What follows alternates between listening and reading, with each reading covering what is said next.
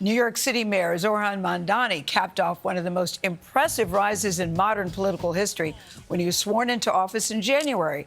The Democratic Socialist became the first Asian American and the first Muslim mayor of New York City. Mamdani is also the city's youngest mayor in more than a century. So how's the mayor doing in his first 100 days? We're going to ask him. But first, we asked New Yorkers for a letter grade. Here's what some of them said. B plus, A. I think a C plus. An A. I feel like he's doing an amazing job. You know, I guess it would be like an A minus, B plus, A minus. Give him an A. He hasn't done anything too bad yet, and he hasn't done anything too good yet, so I think a C is perfect for him. A plus. Mayor Mamdani got a sense of humor, it seems, joins us now. You haven't done anything too bad yet. You haven't done anything too good yet, so we'll give you a grade.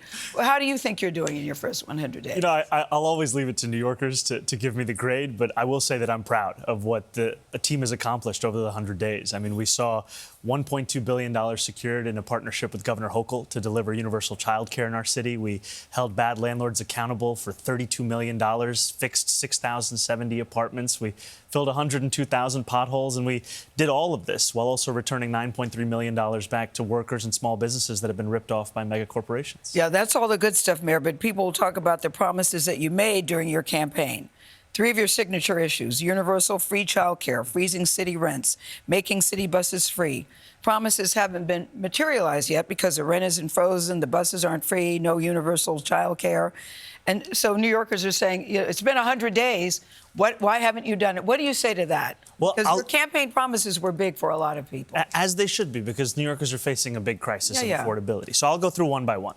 We said that we would deliver universal child care. On day 8, we announced that agreement with Governor Hochul. For the first time in New York City now, we are delivering universal child care for 2-year-olds. 2,000 this year, 12,000 next year, every single 2-year-old by the end of year 4. We said we believe that the rent should be frozen for New Yorkers who live in rent-stabilized housing. There are 6 vacancies on the board that determines that. We filled those vacancies. They're going to make their decision. They're an independent board. They'll make that decision this summer. And then we said that we would speed up the slowest buses in America and make them free as well. And we're proud to say that we're already speeding up buses for more than 1 million New Yorkers, putting 6 minutes back in their pockets, which, as you know, in New York City, time is money. And we're working with Albany to make them free. And so what I would say when we look at these 3 main campaign promises is we're seeing the kind of progress we were told was impossible, and we're doing all of it while also accomplishing the same thing that we said we would do before even affordability, which is public safety. And that is a key part of our agenda. Mr. Mayor, I want to widen the lens a bit. After your campaign win, there were a lot of questions about whether Democrats across the country could have similar success.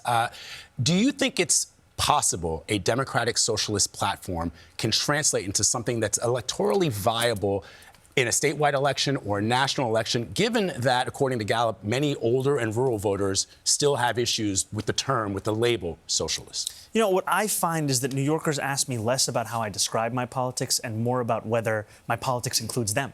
And I think what we can see is that a democratic socialist politics is one that should be judged on its delivery, like any ideology. And what we're showing in this city is we can pursue the big things like universal child care and do the pothole politics at the same time that we're showing, and not just filling in the potholes, changing the catch basins, but also repaving over 1,000 miles of roadway. But Mr. Mayor, presidential and statewide elections are often decided in battleground regions that do not look like New York City. Yeah. I'll be honest with you.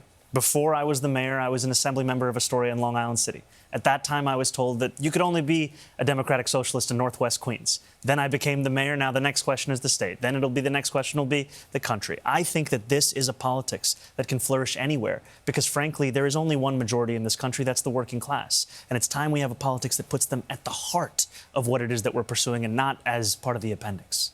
Can we talk about President Trump for just a second, and specifically your relationship with President Trump? I think you guys raised a lot of eyebrows, and people were like, we weren't expecting that, because both of you seem to enjoy that moment in the Oval Office. What is your relationship with him today? Do you talk to him on a regular basis? I would say the two of us are in touch. We've had a number of meetings now in the Oval Office, and we are honest, direct about the fact that we have many disagreements. There is one place of agreement that we have, which is that we both love New York City.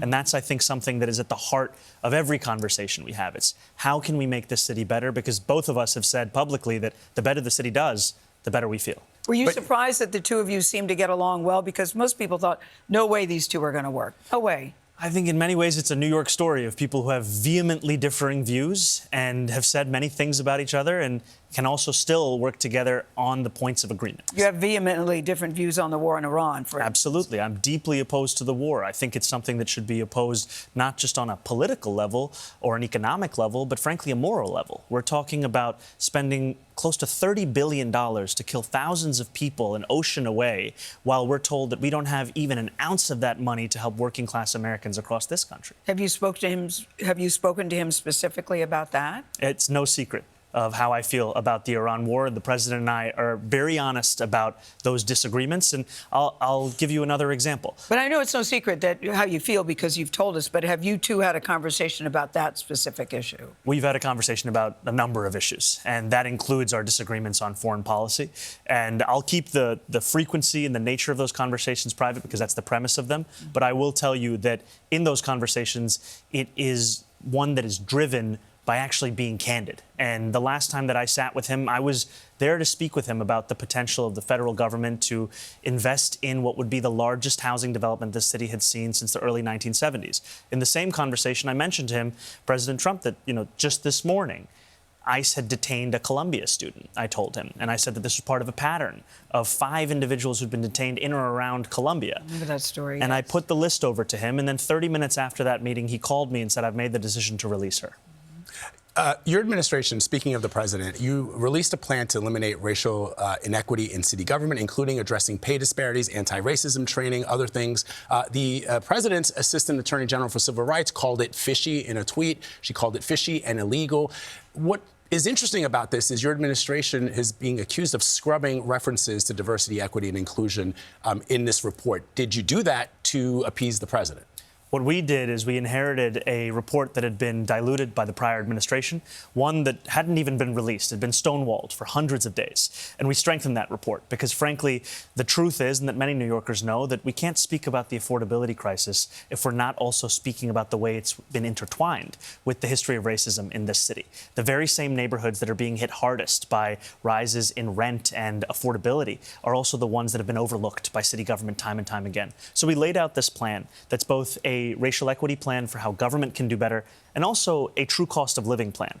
Now, if you have federal administrative officials who are saying that this looks fishy or illegal, I wouldn't trust their barometer of what's fishy or illegal because they've been doing a lot of fishy and illegal things in the name of the law.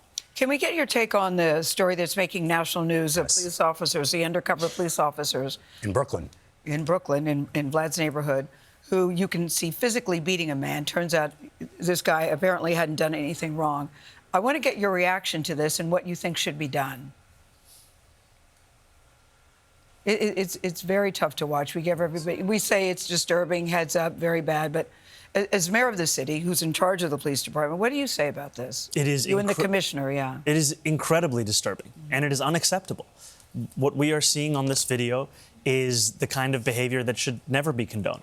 And I not only have made that clear, the police commissioner has made that clear. It's being investigated as we speak, because as New Yorkers see this is not what it looks like to deliver safety or justice in this city. I know, but whenever we see video like that, that's always the line. It's disturbing, it's upsetting. I think people want to hear, what are you going to do about it? These officers have already been shifted in their duty. They've already been put on desk duty. And the point of this investigation is to ensure that we get to the entire set of facts here so that they're actually held accountable, because no one in government should be above accountability, and that includes myself as well. Mr. Mayor, before you go, Governor Kathy Hochul has been adamant about not raising income taxes on the wealthy, which is key to getting much of your agenda accomplished. How do you get her on board for what you're trying to accomplish? Well, I'm actually really excited that you asked that question. Just a few days ago, the governor announced that we are going to be pursuing the city's first ever pied-à-terre tax. This is a tax on secondary homes owned by non-New Yorkers that are worth more than $5 million.